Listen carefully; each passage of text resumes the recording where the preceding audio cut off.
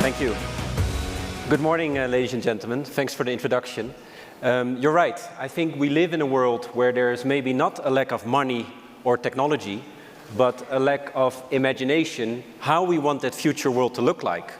And that's really interesting, ladies and gentlemen, because if we can't imagine it, we won't get there. We won't be able to prototype, to engineer, to find a new way, a new harmony in a sustainable society in which clean air, clean water, clean energy are our future values.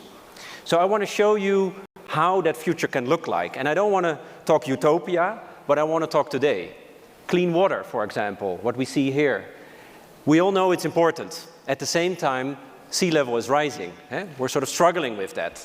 But for large groups of people, for a lot of people, it's still very abstract. So we created Waterlicht, what you see here, a virtual flood that shows how high water level would be if we stop. If we don't invest in new ideas, if we think another generation will solve the problems, it goes wrong. And we started to flood public spaces all around the world.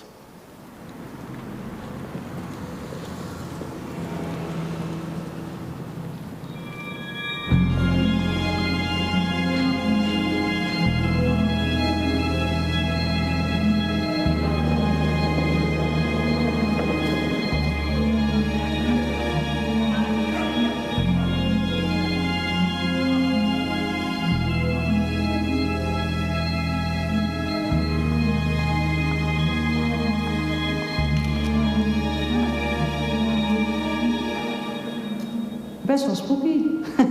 Spacey. Ja. Wat ik het gevoel dat ik erbij krijg is een beetje onder water. Dat je onder een laag zit. Ja, best wel mooi, vind ik. With the waves above us. And it's magnificent. Ik weet natuurlijk dat we beneden zeeniveau zitten, maar ja, zoals je het zegt, zou het niet zo fijn zijn als ik dit opeens over me heen ga voelen. Nee. 60,000 people showed up here in Amsterdam. And I think that's really important, to create a collective experience where people are not just scared of the future, but also curious. Should we build floating cities? Can we generate energy from the changing in tide? How do we create a place of wonder where together we imagine how this future can look like? And this will be presented in October in West Australia and New York. So if you're in the neighborhood, more than welcome. Clean air, as important as clean water. Our cities all around the world have become machines that are killing us. There's no easier way of saying it. 17 cigarettes per day that you passively inhale.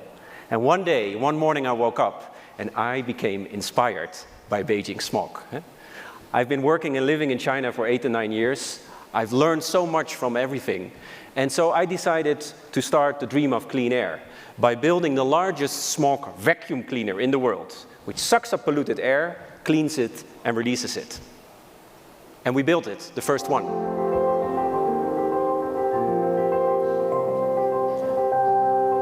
I wanted to create a place where citizens, makers, NGOs and governments can experience clean air.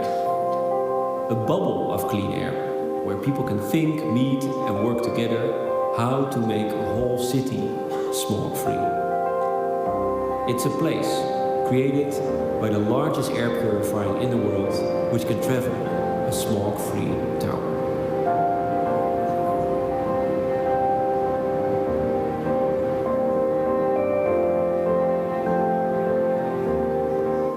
We teamed up with China's central government as part of their war on smog. Long-term investment in green energy, electrical cars, as China is doing very vividly. But at the same time, it's also good to do bottom-up, to create these kind of clean air parks, which are 20 to 70% more clean than the rest of the city. Scientific research, done it. It's so important to create a place where people can share, can smell, can feel this new world. And this project is launched in China, Netherlands, Poland, and in Korea in the coming 2 weeks. Interesting things happen when you do these kind of bottom-up innovative projects. This is Krakow, one of the most polluted cities in Poland, in Europe. And you see those 2 little dogs on the right image? They look really happy, eh? So I was there at the day of the opening, and suddenly there were like tens of these little dogs hanging out around the tower. And it was like this weird secret meeting I wasn't invited for. So I asked, what are these dogs doing here? I didn't know. And then we, of course, realized dogs have a very high sense of smell. Yes, they can smell way better than us human beings. So they were suffering from the smog more intensively. So what happened in that city is that they could smell the clean air from far, far away. And they would start to abandon their owner and hang out around the tower. And that's really interesting. If nature is capable of feeling what is good for them or not, why can humans not? And as Bill said yesterday in his lecture, you should push it. Waste should not exist. Waste for the one is food for the other. Think as a circle, think as a network. We started to make smog-free rings from the captured smog pollution, the PM2.5, PM10. And so by sharing a ring, you donate 1,000 cubic meter of clean air to the city where the tower is in. Finance we made with the jury helped to build more towers. So waste is actually a money maker and enabler, very interesting. And we have wedding couples purchasing them to get married. So it's, it's a new beauty. Clean air, clean water, clean energy. We talked a lot about that. It's everywhere. All we have to do is harvest it. These are energy harvesting kites that we developed. Smart kites. Stay up in the air for weeks, months, searching for the wind, connected with the ground via a cable. And on the ground, they're sort of like a dynamo on your bicycle. And because of the push and the pull, it generates energy.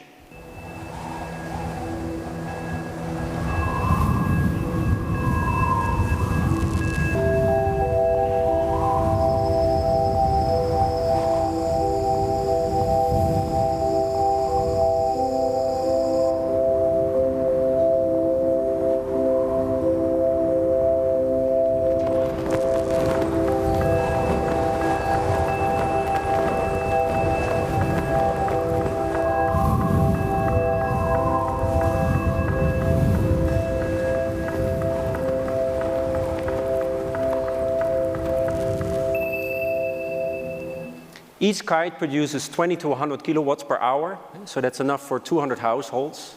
And this is very, very interesting. So how can we combine energy generating, energy harvesting with tourism, with making places which are beautiful? For example, if you would do this in Yunnan, people would come here to celebrate, as the kite is a Chinese invention, long, long time ago. So this sort of new Chinese dream, new kite.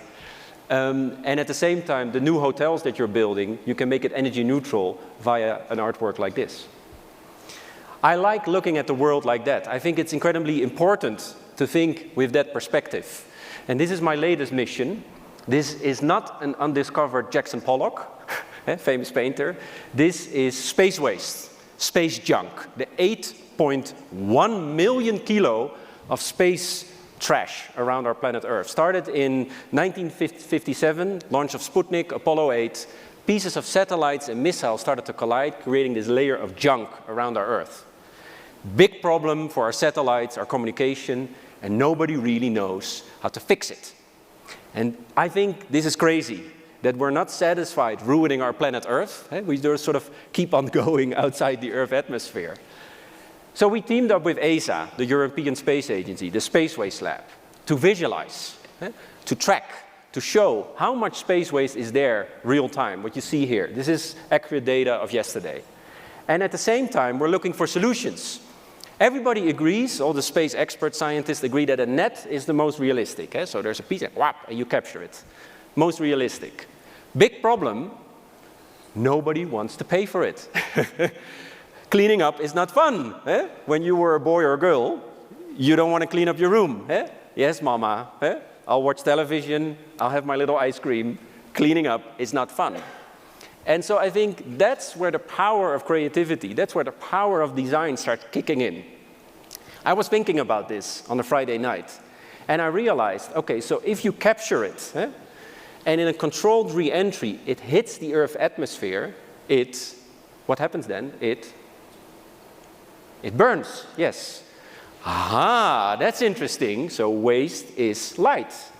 Can we use that to create artificial shooting stars, fireworks?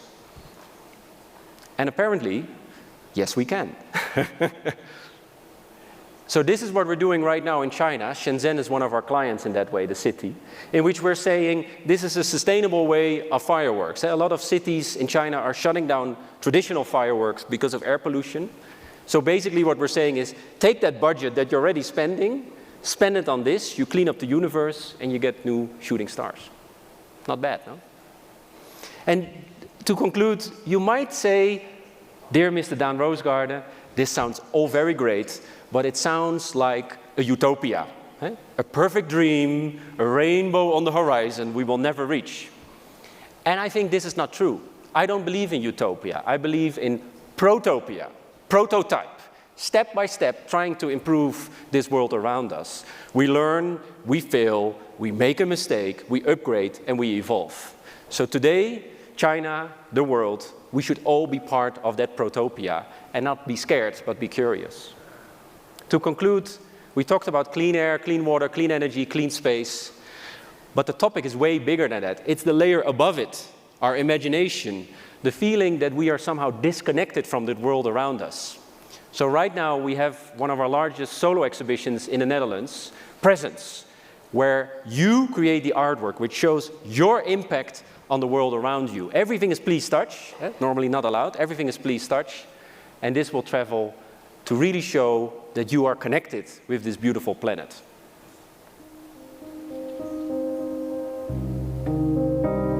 Presence is a dream landscape which interacts with your behavior. I wanted to create a place where you feel connected. It shows the impact you have on the world around you, in which you make the artwork and the artwork makes you.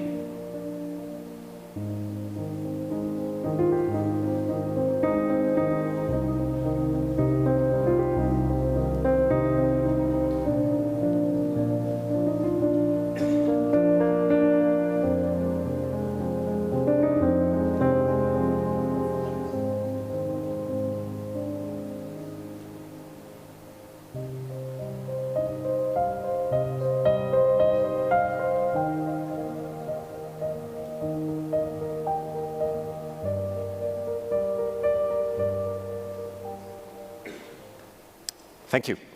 Thank you, yes.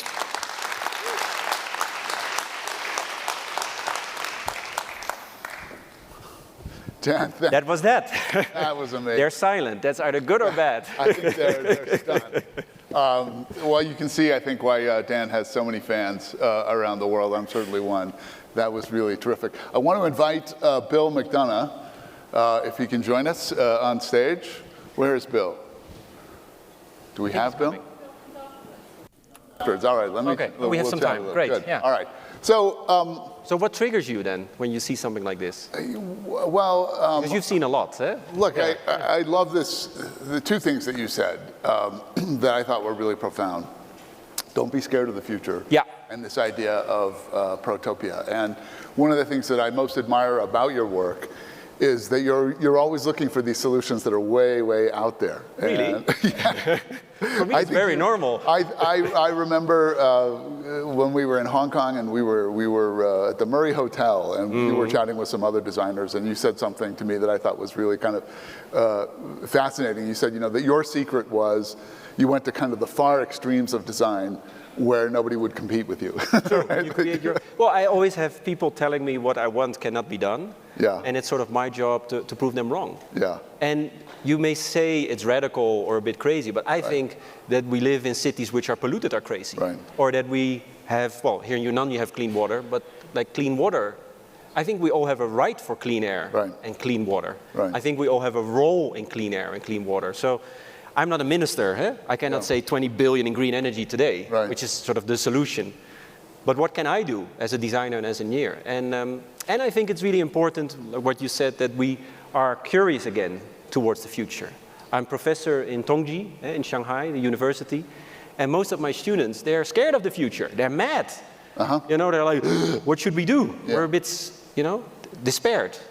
So how can we create a vision where people, feel part of the solution instead of feeling part of the problem? I think that's one of the biggest problems that we have to tackle. Yeah. And design and creativity is an activator for that. Yeah. How do you go about thinking about these kind of projects? I mean, what's your... Oh, it's horrible. Imagination. Oh, it's horrible. It's horrible. When you have a new idea, it's sort of, you wake up in the morning, 4 a.m., and then it's in your head. You have an idea. And it's not that nice. Because you know you're going to spend 2-3 years, a lot of love, time, energy on it. You have to be this voluntary prisoner of that idea in order to make it happen. So it's not that I'm in charge and I'm telling you people to do. No, no, no. You have to become part of that idea. The idea guides you. You have to surrender. And you always start as an amateur. You don't know, but you want to know. And in the end, you become expert. But it's way more searching and tweaking and prototyping than you would imagine. We've talked about this before, but when you were younger, you were a great fan of nature and spending lots of time outdoors, and now you're spending a lot of time in China. How has that colored your perception of nature and how we interact with it? Well, I think it's fascinating because when I do projects in Europe, clients usually ask, are you sure you've done it before? Risk management. And when I go to China, my beautiful, crazy Chinese clients, they ask me, are you sure this is the first time? Because they want to be the first. And I think that sort of says something that China is curious. They feel the urge to progress.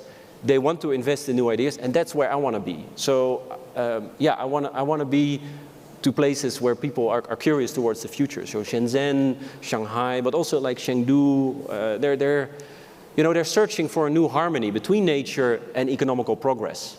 They're searching a new balance. Right. And that's really fascinating. And I'm not saying I have the solution or I know everything.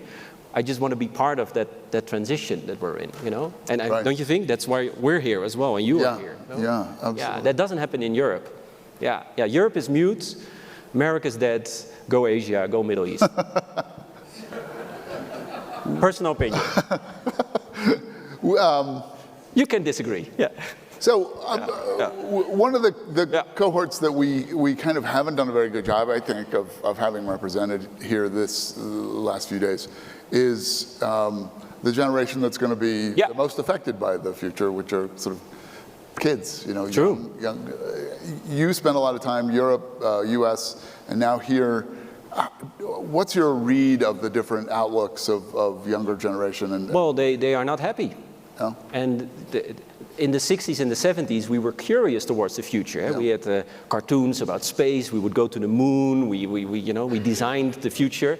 And today we're sort of scared. The robots will take over. Our jobs will disappear. And it reminded me when I was 16 years old, and my parents asked me, "So Dan, what do you want to be as a job, as a profession?" And I told them I want to do art, I want to do science, I want to travel, I want to upgrade the world. And then everybody got really worried and confused. So for 2 weeks, they did like this job review test, the psychological test with the dean, etc. And after 2 weeks, the results came in. And the results said, Dan, what you want does not exist. And no, but it was not fun because you're 16 years old. I was very depressed because the world says no to you. But then I woke up the second day and then I realized, okay, then I'll just do it myself. So I think the world is in a sort of similar state of being, that the old way is not working. We have to stop optimizing and saying, let's do it 5% less worse. That's not innovation. That's not the world the children will embrace. So we have to do something new. What is it? We don't know, but we have to invest in it and we have to commit to it. There's no way back. So we live in a world where we're more defined by our future than our history. You know what I mean? Like, I appreciate history, don't get me wrong, but it's weird. The things that are coming will influence us maybe more than where we're, than the history we're coming. So that's a weird feeling. That's a really fascinating perspective. You obviously deal with a lot of corporate clients and mayors, ministers, so CEOs. They are often set up to optimize as opposed to kind of think radical out there, crazy ideas. How do you? Well, you have, but the good leader realize they need to invest in new ideas to survive. And it's radical. It's not crazy. It has a practical agenda as well. And again, I think every leader understands that clean air, clean water, clean energy are our new future values. And if you design something, or if you engineer, or if you organize something which does not have these core values in its DNA, it's not going to be future-proof. And the next generation will not accept it. End of story. And so that creates a sort of sense of urgency, and they feel that because they're smart. And you put some smart people in a room with a Pizza hotline, and you say, nobody leaves until we have a prototype. That's how we work. So, and of course, it's a lot of collaboration with scientists, engineers, universities. A lot of it is research, is knowledge. But you have to be driven by curiosity. That's the only thing that's going to bring you there. Yeah. I see we've got our mic wranglers let's do some standing questions. by. Anybody have some questions or comments for Dan? Nobody leaves the room until we have 2 questions. Here we go. Here's one. I'm joking. Yeah. I would love to see the kites on the sort of shores of Fujian Lake. That would be an amazing spectacle. You'll have my number. That Van Gogh bike path. Yeah, I would love to. Around the lake. Well, because the kite is a Chinese invention, a long, long time ago. Right. The Chinese invented it, and this is sort of like an upgrade. So it's sort of Europe, China, working together. It's beautiful. Jeff, please. Yeah, Dan, this is fascinating. And I've been thinking, as you've been talking with Clay, about my 2 daughters. About, sorry? My 2 daughters. Yeah. I have a 15-year-old and a 17-year-old. Yeah. And my 17-year-old said to me maybe 6 months ago 2 things that I think about a lot. She said, with regard to all of this environmental stuff that she hears talked about a lot in the household she's growing up, looking at me with gray hair, my gray hair, you guys have really screwed this up. And then she said to me, what should I do? Well, and what's so interesting, I wish my daughter saw your presentation, and I hope she can see the replay of it, but I wonder what you'd tell her on a more specific level than the broad notion that you're articulating, that indeed there's hope. It's very simple. We got to fix it. We got to fix it and stop whining and worrying, and we need to fix it.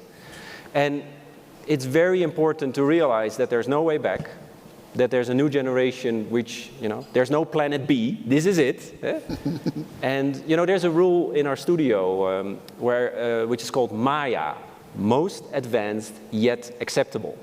So when you have a new idea, if you go too far, if you go too crazy, people don't understand, it doesn't work, too much money. But if you stay too safe, it's boring and nobody cares. So you always have to find the edge of what is and what is not possible. And that's about technology, but that's also about the desire people have, how they want their life to look. Like for me, beauty is not a Louis Vuitton bag or a Ferrari, but clean air. Yes? Yeah. And that next generation embraces that. So if you're a company and you don't have those values, you can spend your billions in advertising, but you won't connect. Yeah. And that's a problem. Yeah. So it's imagination, it's prototyping, and it's saying, yeah, maybe you're right, but okay, forget about opinions, let's work on a proposal. Yeah, that's really important. So this is a lot like Bill McDonough's image the other day of the cherry trees. Oh, absolutely. That is fast fashion, but it's a perfectly natural fast fashion. And again, don't be scared. It's not utopia, it's protopia. Yeah. Do it, learn from it, you're going to make a mistake, it's going to be okay, you fix it, and we evolve. So it's not glamorous, it's actually hard. All right, on that note, can we finally bring Bill out? Let's bring in Bill. Where is Bill? There he is, got a chair for him. That's fantastic. We'll try to get to some questions. Shall we, one more question, or you want to do No, let's bring Bill out. Okay. Hey, Bill. Hello. Yeah, thank you, Bill. So, Bill, I brought the two of you together here because you both think alike. You're about the most creative, visionary thinkers on these topics that we know. And we're buddies. And we're buddies, yeah. Buddies. Yeah. So I want to put a kind of different version of this question about the future to you. I was struck yesterday listening to Hal Harvey. He talked about how actually the technology is there, it's available for us to solve the climate issue. There are 20 countries, there are 4 economic verticals, and there are 10 rules for each of those that could solve the problem. And the thing is to just do it. And then I asked, how much time do we have? And he said, minus 10 years. Yeah. And I think often we come away from sustainability events and conferences like this one, not knowing whether to be, have our hair on fire and be panicked and in despair, or whether to be optimistic that, actually, there are a lot of solutions out there that will fix this. You've been working on this for 2-3 decades, and you've been telling us right from the beginning, even before the technology existed, we got to think not in terms of just, slowing the rate of decline, but in setting up that virtuous circle. And people are finally starting to get that, right? So I'm just going to ask you, should we leave here today optimistic or panicked? The thing I think is wonderful about this gathering is that it's a grounding. I see it as a grounding. So if we don't want to be elated, because there's a lot to not be elated about. But we also don't want to be totally depressed, because there's a lot we have to get up and do, enthusiastically. Yeah. So if there's one thing I think it would be great for people to think about, it was something that happened to me in my career when I got to college. I'd come from Japan as a child where I'd seen Hiroshima. Right. And so I really wondered why do we blow each other up? And then how do you make a city disappear in 3 seconds? And so my physics professor gave me the special theory of relativity and said, solve this equation, equals mc squared, and you'll know how the city disappears. The rest of this is misery, because everything else is mutually assured destruction and chaos. So I looked at that formula for a long time and said, I can't do this, I have to go into the arts, and won't be able to do this. And as I stared at it, I looked at the fire. We were in New Hampshire, and we had a fireplace in our dormitory, and I was looking at the fire and I was thinking, this is entropy. This is chaos, and it's a law of physics. It's the law. Chaos is the law. And then, this is even more depressing. So, so I am going into the arts. And then all of a sudden it occurred to me that if you look at E equals mc squared, Einstein is seeing that if you want to solve it, it's actually quite simple. C is the only number. It's the constant. It's the speed of light. It's a number approaching infinity for us. So then you square it, so it can be so big you can't imagine it, which means that if m, the number, mass, is a positive number like 1 hydrogen atom, then the E is almost infinitely squared. There's the bomb, there's the atom.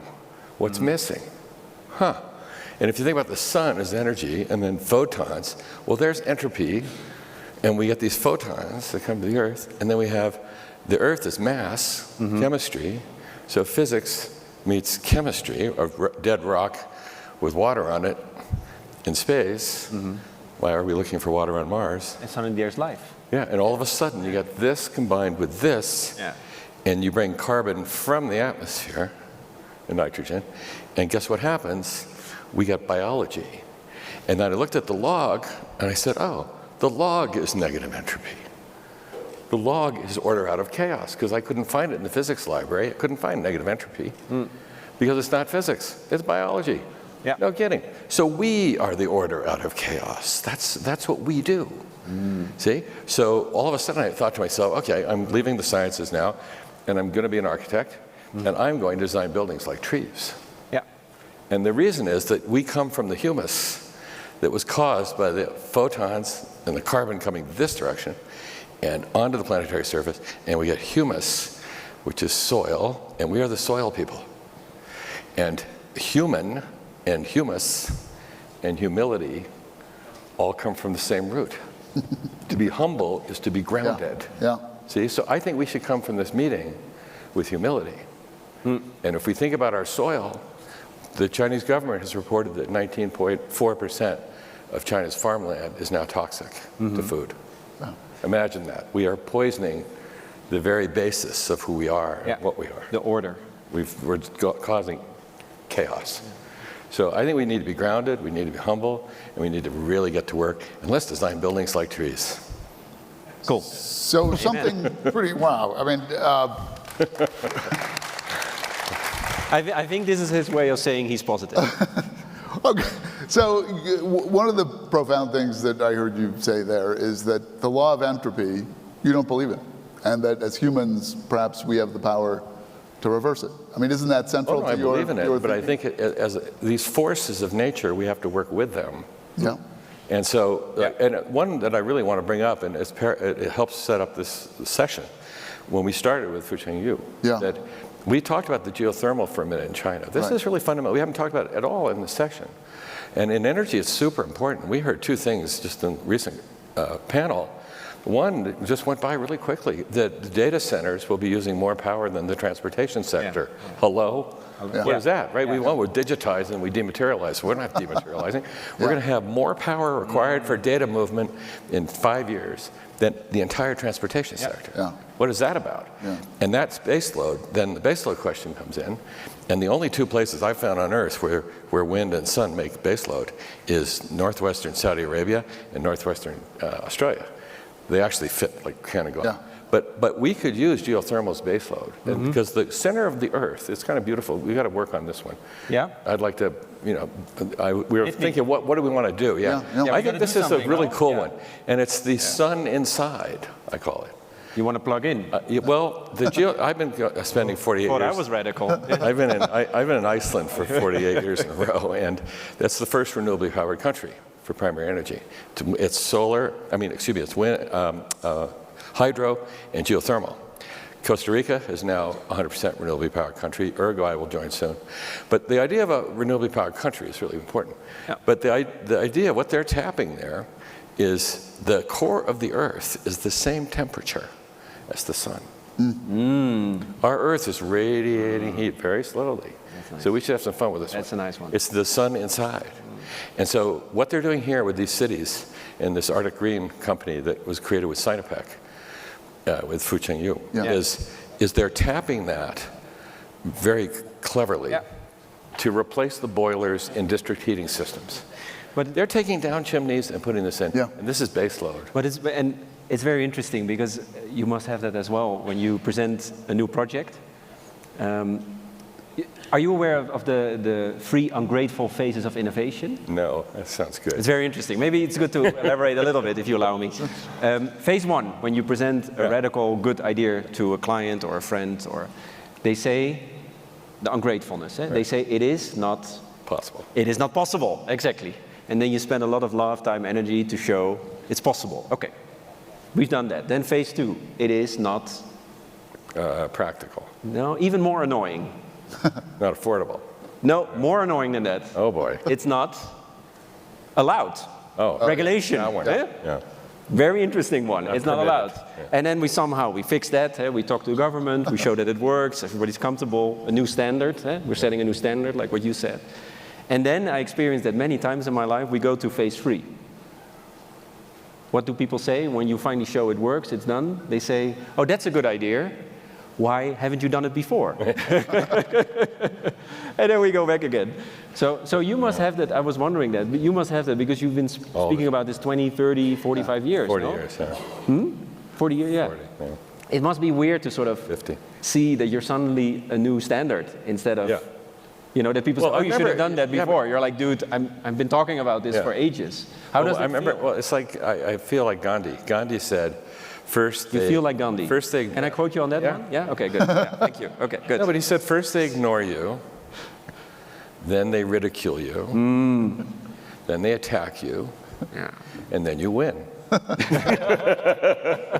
this has kind of come full circle for you with this YouTube headquarters, right? I mean, you were talking about this the other day, where you did the original for Gap, and then come back 30 years later and do it for YouTube. How did your vision of 30 years ago hold up 30 years later? It was really exciting. I've been watching and working with Google forever, and they're the most sophisticated. When that question came up about Broad and the sensors and things like that, Larry Page literally has a VOC sensor with him. We were the first architects to take on volatile organic compounds in the workspace. So this is a really sensitive issue, and for them, they're very sophisticated. And they use cradle-to-cradle materials and things like that. So it's really good.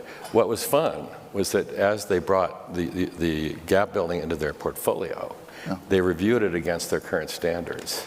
And it kind of met or exceeded all standards that they have now. And it was built 25 years ago. Wow. Yeah, so that was a real validation. Interesting. That was cool. But the important thing about that one, too, is it has this giant meadow on the roof of the ancient grasses.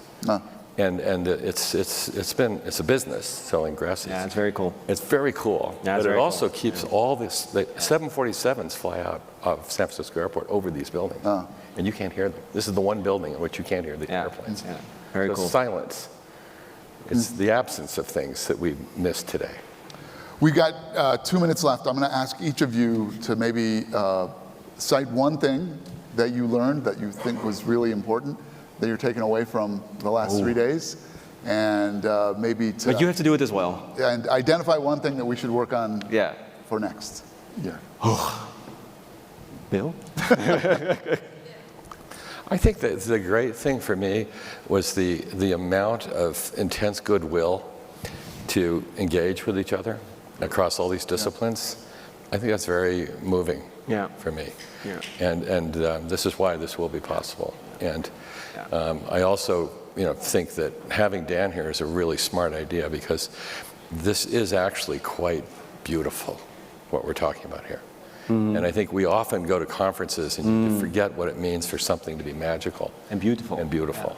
So I think magic and beauty, I think it's a great aspect of this. Yeah, I think I learned that we shouldn't be janitors. It's not about maintaining. Right, as Bill says. You keep the show running, mopping the floor. No. We have to be activators. Right. And that's a whole different type of energy. So that's what I learned, talking with industry, with young farmers who use drones to scan their crops if there's like a disease. So from the really big to the really small, and everybody feels a sense of urgency. But I think it's important that we create a vision of curiosity and realize that we're going to be part of that, and just maintaining and doing it 5% less worse. It's not a mop, it's a paintbrush. It's great. I can't top he always does that. Right. Fantastic. On that note, I think we can all try to get out our paintbrushes and look forward to what art we can create when we reconvene to tackle these. And thanks, Clay, for all your moderating and hosting. Give him a big round of applause. Thank you, Bill and Dan.